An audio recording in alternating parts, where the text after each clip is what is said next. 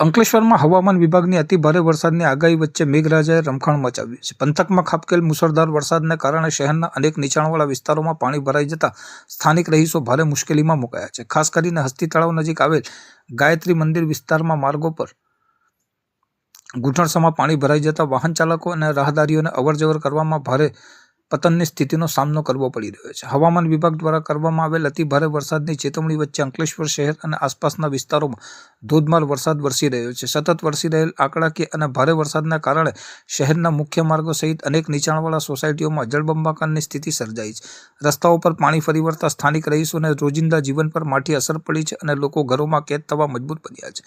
જેમાં હસ્તી તળાવ પાસે આવેલ ગાયત્રી મંદિર વિસ્તારમાં સૌથી વધુ પાણી ભરાતા વાહન ચાલકોના વાહનો બંધ પડી ગયા હતા અને રાહદારીઓ તથા સ્થાનિકો જીવના જોખમે મહામુસીબતે આ જળમગ્ન રસ્તાઓમાંથી પસાર થવા મજબૂર બન્યા હતા. તંત્ર દ્વારા નિકાલની યોગ્ય વ્યવસ્થા ન હોવાના કારણે સ્થાનિકોમાં ભારે રોષ જોવા મળી રહ્યો છે.